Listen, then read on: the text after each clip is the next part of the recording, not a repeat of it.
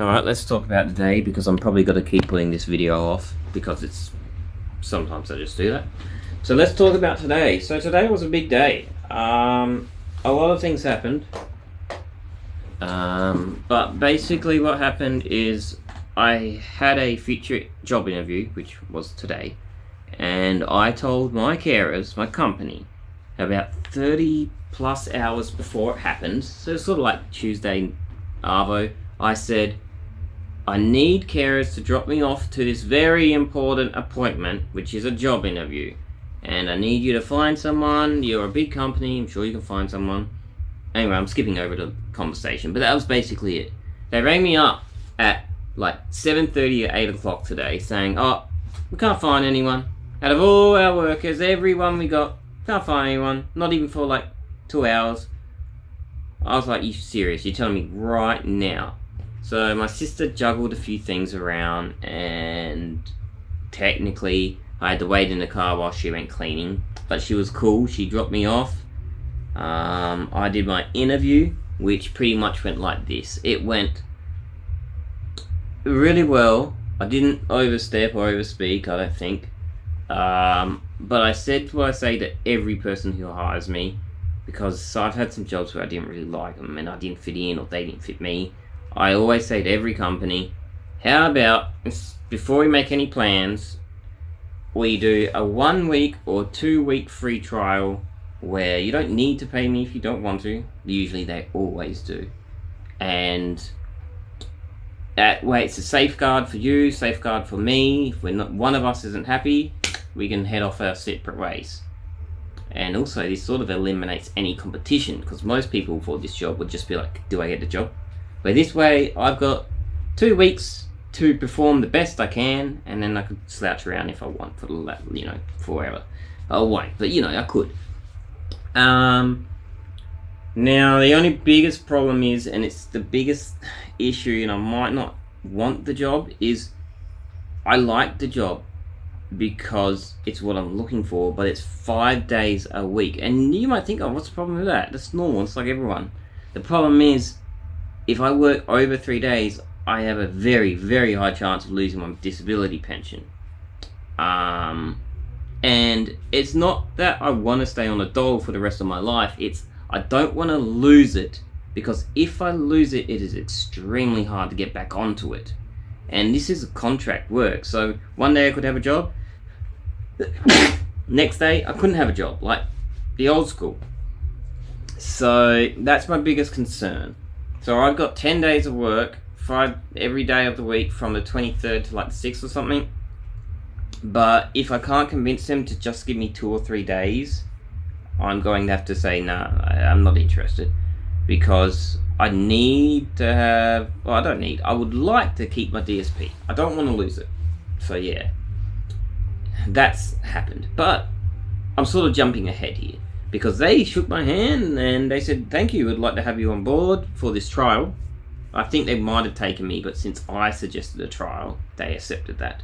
And I've got the job. Technically got the job. So yeah, it's exciting. It's big news. I'm not jobless anymore. I'm not sure what outcome I want from this, but we'll see what happens. And we'll see how hectic it is, because it sounds heaps more hectic than my old school. Yeah, it sounds busier. But it is a college or a high school, so fits the bill or whatever they say. Makes sense. And then I got home. I spent some time with my carer, and I won a game of darts, and then he won second, but we stopped at he got to 19 and I got to single digits because he got 666. We stopped. My dad rocked up. We played 2 games. I believe he won both. I don't remember. I know my dad got close from winning one of them. My dad's getting a lot better. I don't know why, but he is. He had a slump, but now he's getting really good. Yeah, but it was a good day. After the carer, we just chilled. I read the news and listened to the news, and MotoGP is now in South Australia, in Adelaide, which is a cool thing because it's where I am. But it's so stupid. It's a street track. It is literally the track that they raced on in here, 1986. They're trying to make the exact same track. Why?